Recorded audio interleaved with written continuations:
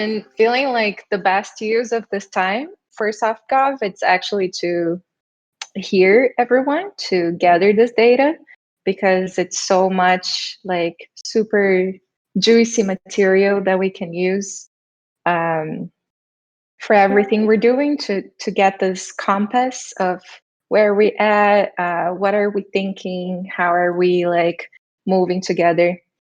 And a few topics have been coming up, and when they are like recurring, I grab them and bring it in and we can discuss. So this week we're going to talk about money and about contribution. So I went to Transparency on Monday, and me and Zaptimus, we have been talking about, and also Santi, I mean, this is a topic that has been coming up. How is going to be this transition post-hatch for how we are rewarded for our contributions. So first, we're going to start with, let me post the agenda in the Softgov so everyone can follow.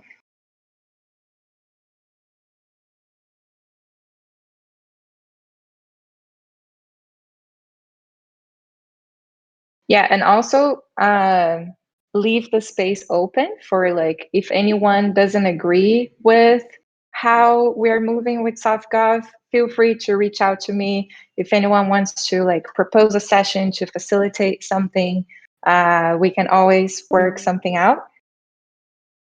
And to start today, the question is, why is it uncomfortable to talk about money? I'm coming from an assumption.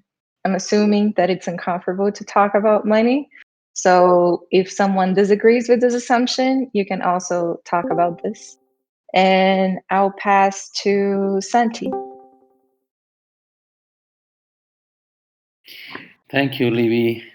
I think we have a special relationship with money that we don't have with anything else in life, and that's probably one of the issues with money. You, I, I, I answered some of those questions when I was day trading. I was reading a bunch of. Of course, I had a hard time, like anyone who jumps into day trading for the first time. I lost some money, and everyone does. And who tells you not is lying to you. And I was reading many psychology books. I realized right away that it was 90% about psychology and 10% about, you know, knowing the technicals. And I think the relationship lies with us comparing to the people that we are around, and we somehow feel uncomfortable when we are not able to meet or to feel we can be the same with people we have around, and it's something.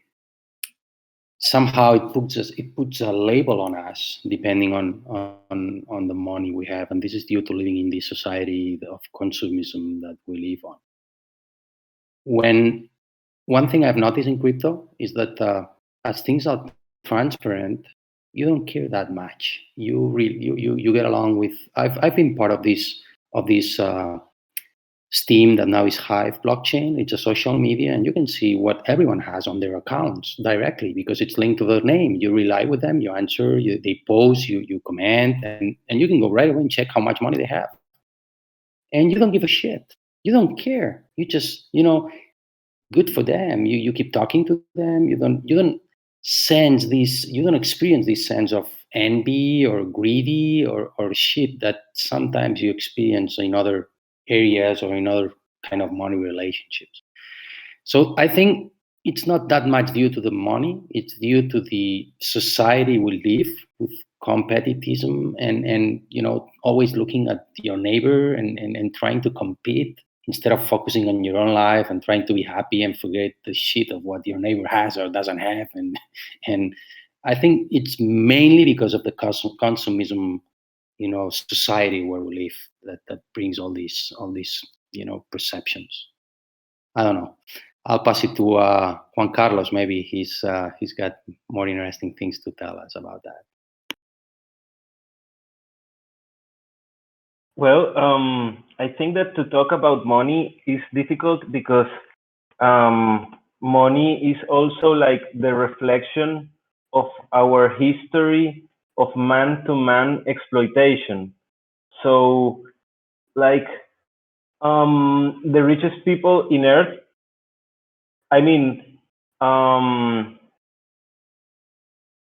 carry the history of wealth that has been um, grown, yeah, by the exploitation of men. And that is why it's so hard, the economy. And I mean, here in Colombia it's absurd that every time you go out you see people like living in very bad conditions just because they don't have money. And that is something that is really bad. So, like, yeah, we want money to live good, but the existence of money, in the way it works right now, um, it's absurd that we need money to be dignified. So yeah, that's my conflictive relationship with money. And also because it commodifies everything, and there are some things that are very difficult to commodify and to put into numbers, because people can be the richest man in earth or something like that, but sometimes they lack of love or for appreciation. So I have noticed that sometimes a well pronounced word is is much more valuable than a present or a physical gift that can be bought by uh, through money. So yeah, that's my conflictive relationship with money. And I will pass to Mateo.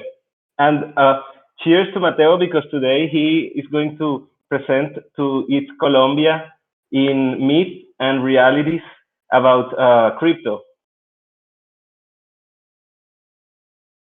Thank you, man. Yeah, a little nervous about that. But yeah, it's going to happen 7 p.m. If anyone here speaks Spanish and want to join, DM me and I'll pass you the meetup link. But yeah, that question is quite difficult, but in my mind comes that as a society, we decided that money is the main value of exchange, and every century that passes, every moment that is happening, even more since capitalism was born. Money has more value than anything in the world, and it makes no sense because it's just a way to exchange value. So money per se has gotten an idea of value that shouldn't be intrinsic to the paper or to that idea. It should be intrinsic to the idea of exchanging value. So I guess since capitalism and all of the ideas that the economy should be uh, happening around grabbing more wealth and the rich getting more rich and the poor staying as they are, money became like a taboo in the sense that it's so sacred that talking about it, if we are going to make an exchange, uh, I should be worried that taking too much money for your side, or you will be taking too much money, can end up in some certain conflict. And the idea of grabbing more wealth gets people to, yeah, like surround their life only to that idea of value that shouldn't be like that. So yeah, I guess that idea, I want to make it a little bit more clear, but it's like that. Like, value shouldn't be seen as money per se. Money is just exchange, a way to exchange it. And yeah, I'm not sure. Septimus, you wanna go? Thanks, Mateo. Me personally, I normally don't have trouble to speak about money. I also think it's interesting. Like it's how you try to become like when you don't speak about it, it's like Mateo was saying, it's taboo, so it doesn't improve, and the rules come from governments or whatever. And I think it's interesting to, like we are doing now, we are building economies, and I think it will help the people.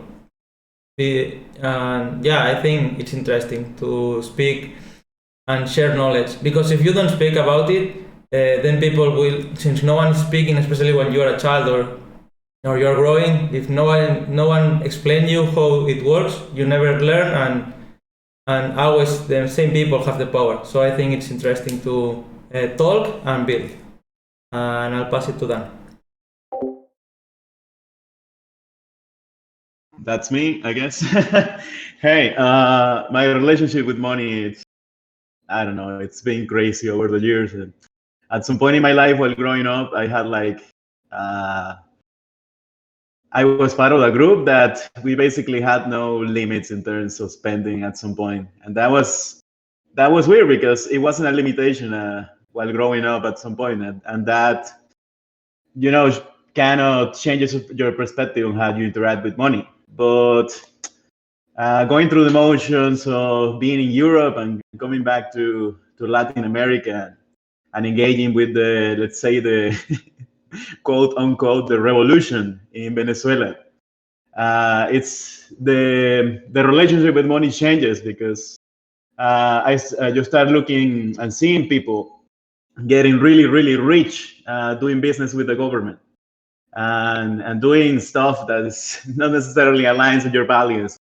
And you start shining upon that, and you say, yeah, we call them enchufados, so people that plug into the wealth of the government, the oil money and the drug money and all the kinds of things that you see, people with extracting gold and killing indigenous populations in the mines, stuff that you don't really want to know. But in my experiences, I had this thing of while I travel or when I used to do theater, I had a hobby of asking questions and over time. And in one of those moments, I ran into this person in Caracas, and it was weird because I just got out of the subway. I was walking back, and this guy was just following me. I cross the street, I go back. This guy is following me. So I did the most.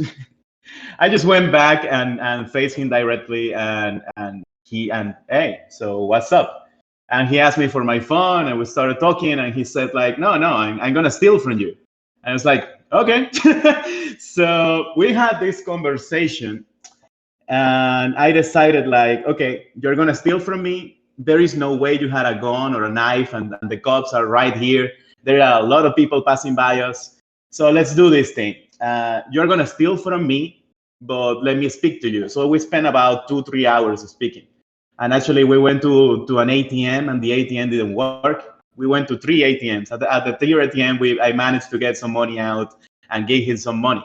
But the conversation about the value and why he did the things he did, why he went out.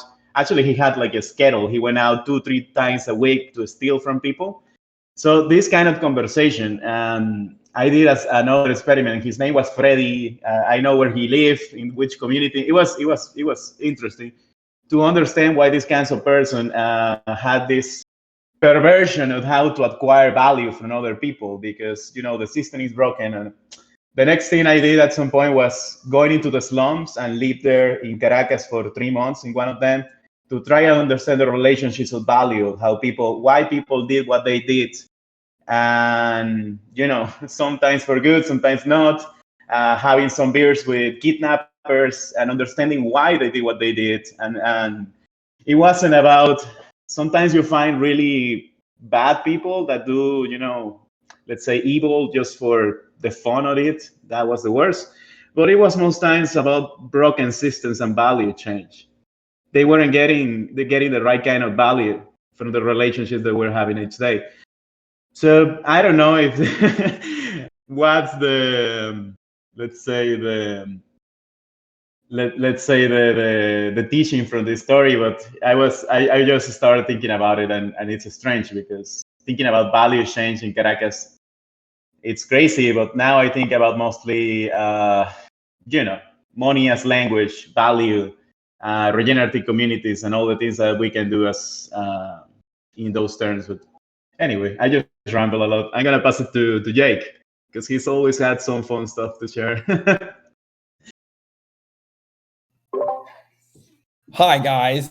I admit I'm sorry. I kind of had to step away from personally outside. So I apologize. Olivia, could you give me a brief rundown? Yeah, why is it uncomfortable to talk about money if it is? Oh my God! Wow! Oh, awesome! Scarcity. That's why. Everybody is conditioned to be scared of fucking money. And the truth is, it's energy, and that's it. There's nothing else. There's no number value. There's no name. There's nothing. Money is energy, and that's it. What you give and what you get is all on you. That's how you live in this universe. You know, right? The laws of attraction, the laws of abundance. That's what I look at. So, like the what really helped me was this stuff about sacred geometry. And it was like, this dude was like, look at a tree. How many leaves will that tree produce? How many leaves does that tree need to produce? Does the tree care? The tree just continues to produce leaves endlessly. It will produce leaves for every branch it has, for every point of that tree, that tree will make leaves. That tree will also produce fruit. Does the tree care about how much fruit it produces? Does the tree care about how much fruit isn't used? The tree just produces fruit. Does the tree next to it care about how much that fruit that tree is producing? They just continue to produce fruit. If the sun is there and the air is there and the water is there, they produce fruit and leaves. They don't care. The universe doesn't care. It just produces, and that's all it does. And money is everywhere. Money is everywhere. Everything you need is everywhere. But we have been conditioned to believe it's not. We've been conditioned to believe that it's hard to get. We've been conditioned to believe that only so many have it, and they're the only ones that can have it. No, everybody can have everything. There's more than enough for everyone. Now, that doesn't mean like everyone should be buco stupid rich and people should be, unfortunately, incredibly cruelly poor. No, we have problems. We greatly have problems. But abundance is real. And it's up to us to help others understand that and honestly distribute better, because there's more than enough for anyone. We can all have a better life. It isn't about UBI. It isn't about government. It isn't about any of that. The universe already works like that. We're just not working right with the universe. Scarcity. Get away from it. That's what I got to say. And I will give it, who hasn't, you better take it, Liv. Thanks. I'll pass to Griff. Yeah, I mean, I was going to say something similar to what Jake said, scarcity mindset. And it's money, value is all around us. But the money that we use that's created by banks and like through this system and the story that we build around it, you can't have enough money. It's not like leaves on a tree, because leaves on a tree actually exist. If you have too many leaves on your tree, like, oh my God, there's bugs, or oh, I have to pick up the leaves when they fall. You know, there's real problems. If you have too many mangoes, they're rotting in your back porch. You can't have too much money. Money is just an abstract concept. It's a story. And so now anytime you're talking about money with someone, it's like, oh, I don't have enough. I'm hungry. You get the story brings our human like reptilian mind into like this baseline like needs. No, I need more money. You don't see Bill Gates or Elon Musk or what's his name, Jeff Bezos being like, nah, I have enough. I got enough money. Nah, I'm good. Why not? They have enough money, right? No, because the story is broken. We can't have enough money. There's no carrying cost. you know? But value is all around us. And I think that we can have enough trust lines, you know? I think we could have enough circles. I think we can change the story of money by changing the currencies that we use, honestly. And the stories that are around those currencies can help change things. Most cryptocurrencies do not change that story. They don't challenge that story. You can't have enough Bitcoin, right? It's store of value. You want more. Same with Ether. But different currencies are changing that story in the crypto space. And I think that it's on us as a community to start changing that story, because like it's gotten us really far, but I think it's lost it's starting to devolve, and I think we need to improve it instead, right? So I think we have an opportunity to change to build a better money that has a better story, so that so it's not awkward to talk about, so that you can have enough. In fact, maybe everyone should have enough. You know, isn't why not, right? Like UBI currencies, that should be. If we had a UBI money, I think there'd be a lot less awkwardness around money. I mean, but who knows? It's a theory. Or if money was based off of chocolate beans, you know, or coffee beans or something, you know, then maybe you could have enough coffee. You're like, yeah, it's actually rotting. I have too much coffee. I need to spend it, you know? These things, I think this would change the awkwardness. It's really the unit of account and the story around our unit of account that is fucked. And I'll pass it to Nate. Yeah, I mean, first off, shout out to Olivia for hitting these dark questions right at the beginning of these. They're really important to answer, though. I've had a really interesting, it's a question that I've been trying to figure out my entire life, basically. My parents were never good at talking about money. When they did, it usually ended up with fighting or arguments. And growing up, and I think a lot of it has to do with where you grow up, at a cultural perspective. Growing up in Alabama, where we had a very conservative political and economic mindset, we were always attaching money to, money was a representation of your contribution to society. And if you didn't have a lot of money, then you haven't contributed a lot to society, and that was the perception of it. And so there's a level of shame or level of, fear of giving that information out or sharing how much money you had with each other. And I think that's, as I grew up, I realized that, the amount of money you have is not necessarily a representation of your contribution to society. And that type of mindset and thinking was very flawed. And so, I still to this day have a hard time talking about money, because that was just so ingrained as a kid growing up, and and to my detriment in a lot of ways, because I never really got the education about how to handle money, how to manage money, how to talk about money, and I think a lot of people fall into that category, and it's something that I think is persistent with people who are involved in the crypto industry as well. It's hard for me to say, especially if you're a day trader or something like that, that green tick, you get excited seeing your money go up, but then every time you see that red tick, your gain comes at somebody else's loss. And at the end of the day, that's kind of the fear that I have with a lot of people, because they're going to assign self-worth towards whatever actions they have with money. And I think it's just an important thing to consider. So, yeah, it's a good question. Thank you. And I'll pass it to Tam. Yeah, I agree. These are such deep and probing questions. So why is it uncomfortable to speak about money? I think we talk about money all day long, what things cost. If we're in a professional context, might be budgets or negotiations, but we don't talk about like our money, like what's my salary, or how much wealth do I have or don't I have? And I feel like that's where the taboo is.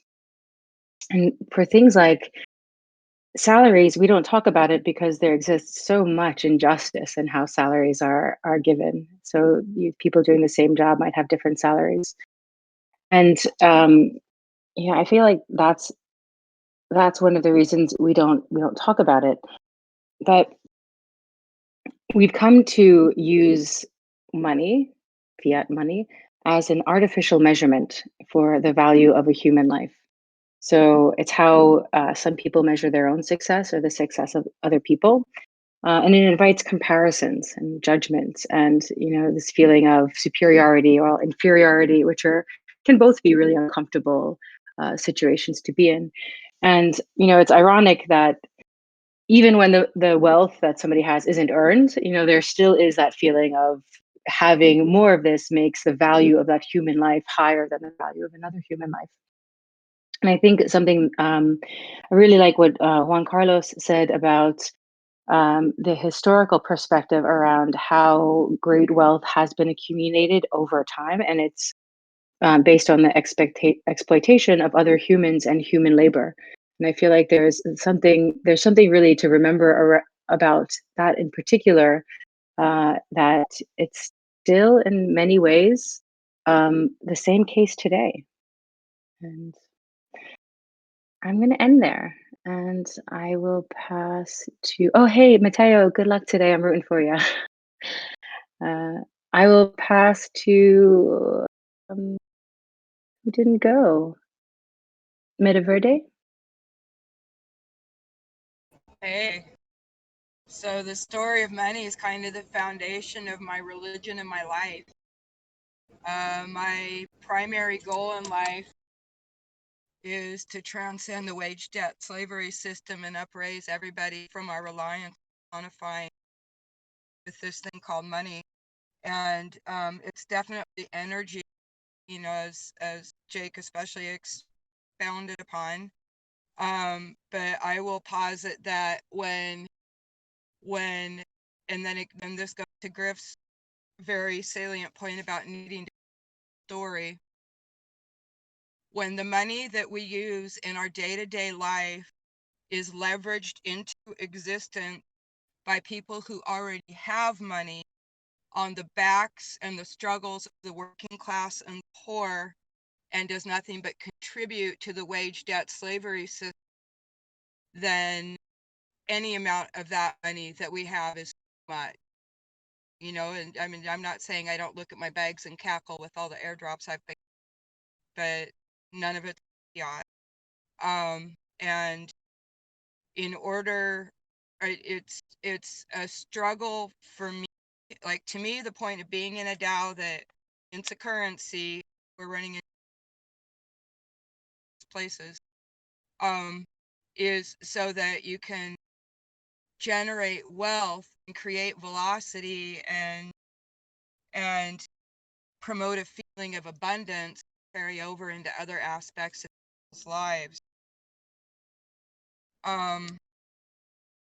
Bitcoin, or this gets into my religion. Bitcoin was created to help us transcend the wage debt slavery system and to heal money. And that's why Bitcoin mined. The origin of money went to gold and slaves working gold mines. I mean, this story goes back literally hundreds of thousands of years. There are gold mines in South Africa that are pre-Homo sapiens sapiens that have been dated to 200,000 years ago. Gold mines. So this isn't like the last few thousand years that this slavery energy. And I really feel like Bitcoin got co-opted by the banksters, and it's been kind of pivoted into no longer being a healing thing. And so now there's like an uprising of people that are creating DAOs and systems and methods where we can continue our journey to money. And I don't know how to get around money. I mean, ideally, we just wouldn't have it, and we'd all have what we need, and we would all do the work we do because we like to do, and that's how I'm trying to. But, again, without all these airdrops I've been getting, I wouldn't do that. It's back to money. I think I made notes. So it's leveraged into existence by rich people on the backs of the poor. The story of money gets subverted because people with dirty money see our clean money, and then they go, oh, look, there's money, I want more of it, and they go ahead and dirty it up. And somehow we need to transcend the wage debt slavery system. And I don't know, that's all I got. Thank you.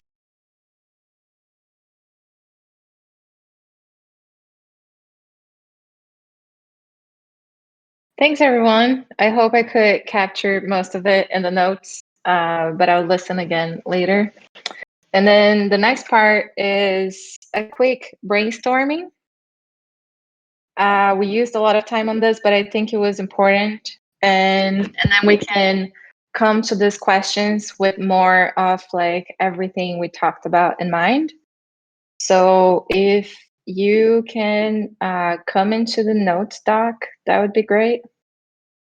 And before we jump in it, so the brainstorming is, I put 3 questions here, and I hope we can get a little silent contribution to this part. So you can pick any of the questions that you want to answer and just like write under them.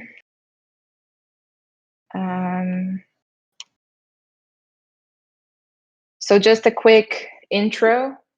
We use impact hours now. So we use the praise system that turns into impact hours, and the impact hours will become TEC tokens. And these TEC tokens will be distributed to all of the people that initially have impact hours by us. So they won't be it's like a one-time distribution before we hatch. And then after, they would be distributed by the DAO. So we don't really know how we're going to make this transition into continue to reward impact hours, because from my understanding, we have a limitation of the tech to how many people can receive a contribution through one proposal. So I wanted to clarify that with you, Griff. So how many people can be rewarded in one proposal? Like how many addresses can we put there? Is it just one? Yeah, just one. But most of the, at least with One Hive, what usually happens is the money funnels into another system. So it's like conviction voting is central bank, and there's a lot of partner banks, right, that get funding from it. There's the Garden Swarm, now the Common Swarm, there's Luna Swarm, there's Buzzed, so like you have these other little groups that money is funneled into them from conviction voting, but then they distribute it further. So that conviction voting isn't about voting on every little detail of expenditure, right? Awesome. Do you so is anyone opposed to us jumping into this? We'll have 10 minutes. Cool. And Griff, if you could write that, like just a brief description of how this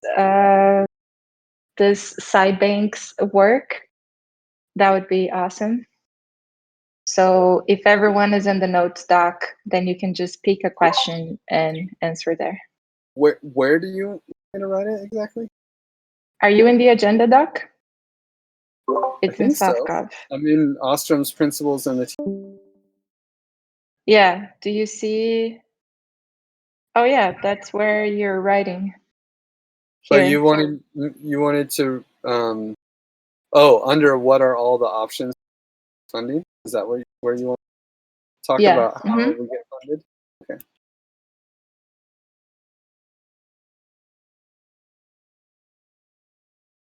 Cool. So I see you guys back in 10 minutes.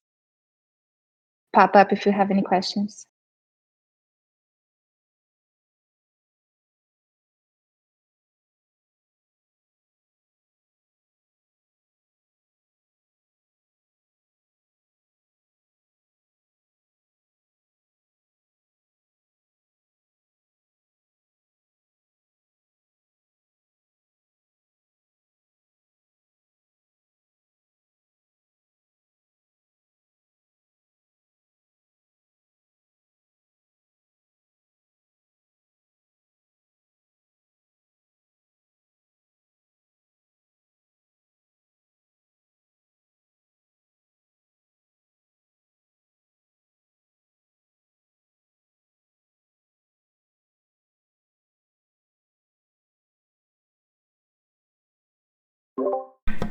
on the second question, we're talking about funding the working groups or funding the funding pool.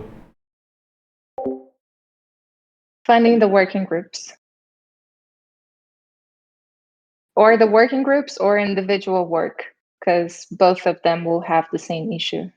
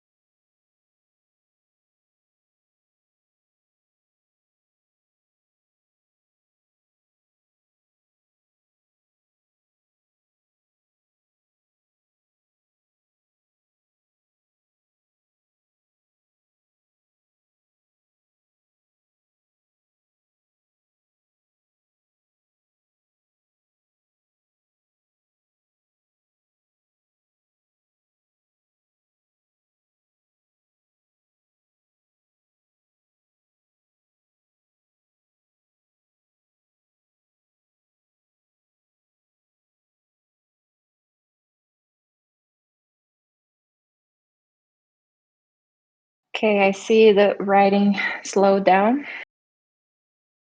Yeah, there's a lot here.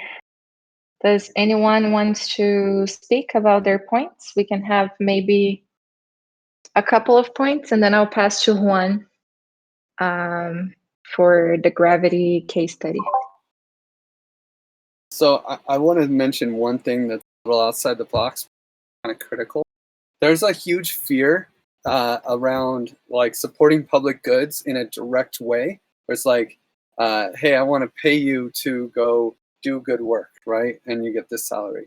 There's like a fear that, you know, especially in the token engineering space, that research is like art. It's like creative mindset that when it's a job, it actually hurts the ability for it to happen, you know?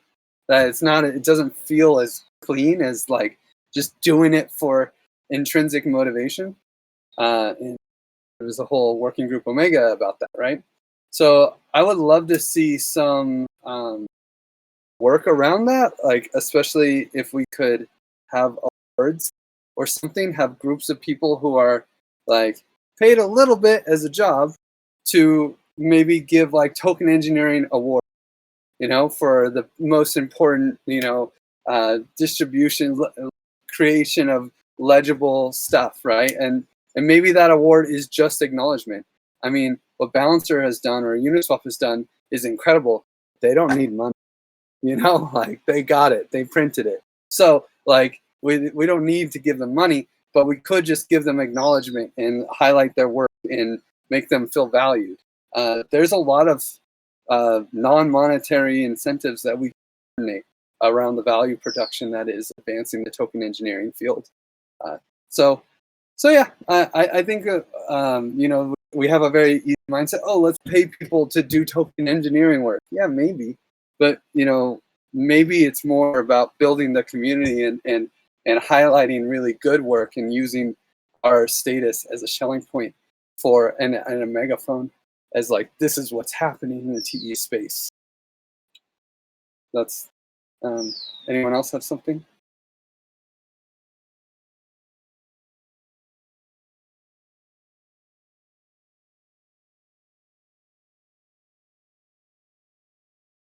I think I agree. If we are able to make this DAO, this whole token engineering commons, such a success, we will reach a point that we will get rewarded for the value we are creating, and we shouldn't have a problem trying to reward those working inside to you know, with the token that increases its value, just like One Hive is finally doing, you know, and all those other DAOs.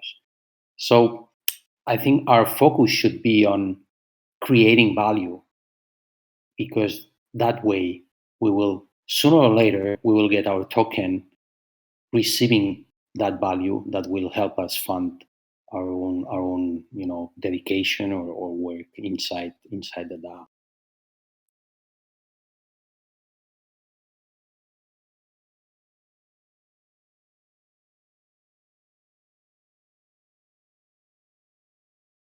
Well, I think we can like also offer diverse TE services to other DAOs, like certain as consulting.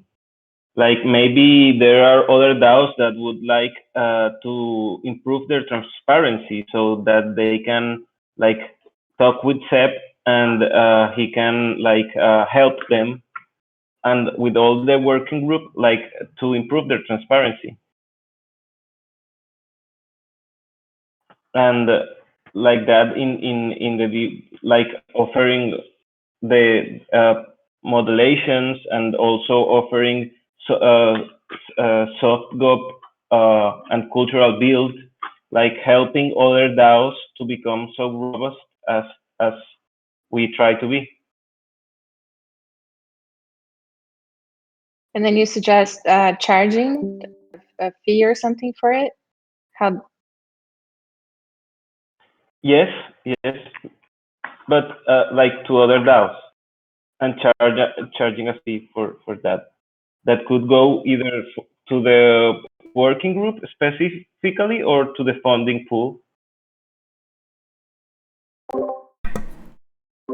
I would suggest it was like give the option to give us a donation, because otherwise it wouldn't be a public good.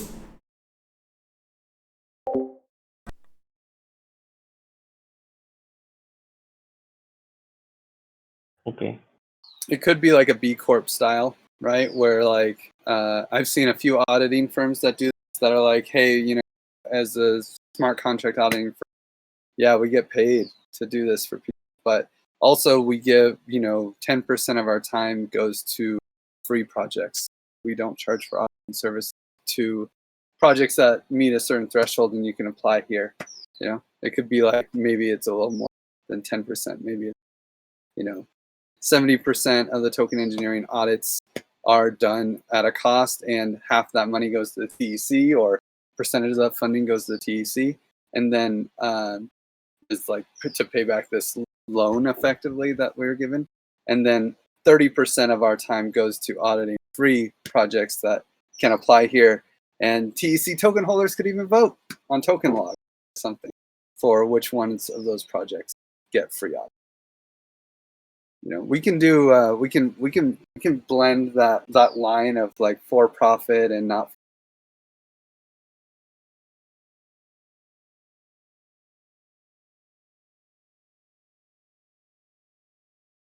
Are there any legal concerns in terms of those boundaries? Well, this is always up to the organization that's requesting, right? So, as for the DAO, there's not. The DAO, it's like, hey, we have this system, we send money, here's our terms and conditions around it, and that's it. But then for the individual organization, they just receive funding from a DAO. First off, that's a challenge. I mean, when we launched the DAO, the big blocker was, how do legal entities actually receive money from this thing? And we had to create DAO Link, which was basically a Swiss organization that charged like 3%, and they gave a tax ID number to the people actually receiving. You know, there's going to be all sorts of, getting money from DAOs is hard, especially they want a tax ID number, and we won't have one. So there's all sorts, in the States it's not bad, in Switzerland they're cool, you know. So there's going to be all sorts of little things if someone wants to be. I do think that there will be a lot of people that are also down to just do their own individual liability, receive the money as crypto, pay taxes on it, how they pay taxes on crypto, call it an income, and it's cool. Gotcha. I was concerned because, you know, so it'll be strictly based off of the services. If it is DAO to DAO, that the services we provide to that DAO will be based on the structure of how they treat whatever they're paying us, or is it? I imagine a limited services.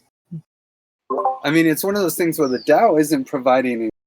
The DAO is funding service provider, right? And so then those service providers provide service to other external parties, in this case, or to the DAO itself. But it's not. There's usually going to be one step away. The DAO can't do. We can do fun stuff, you know. We can't do anything. We can just move money around. Okay, thanks for clarifying that. Pastor Juan for the Graviton case study.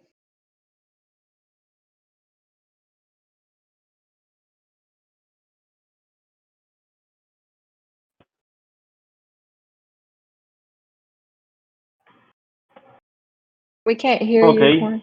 Thanks, Lily. It's basically that I want to share the case that we are going to work on Thursday. Can you hear me? Yeah, now it's right. I am going to. Can you hear me now? Yeah. So, see, okay. That I want to share the case that we are going to have a role play, shared it in the Softgov and Culture Telegram.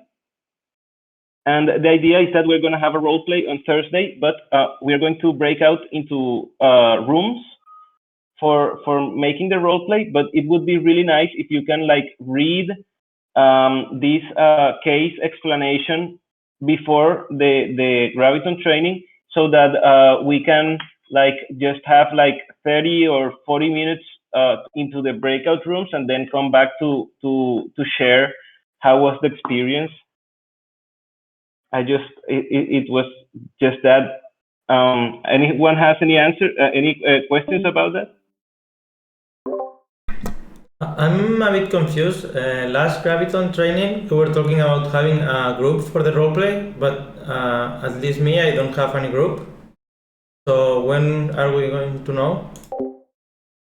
Yes, that's what I was trying to like clarify.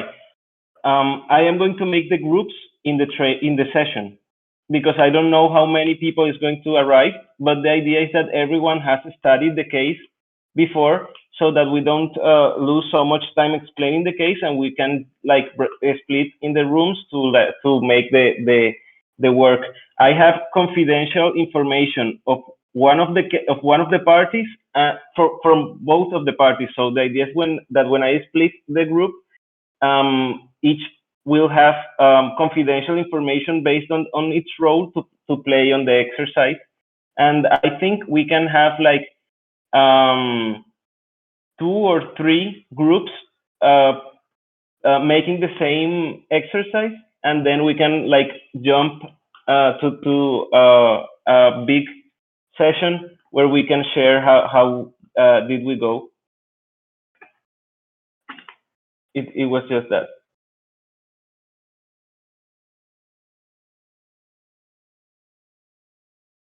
Just a last wrap is just for people to read the case that you posted in Softgov and that you're also going to share in Graviton to be prepared for the next session. Yes, awesome. that's it. So we can finish 5 minutes earlier. Thanks so much, everyone.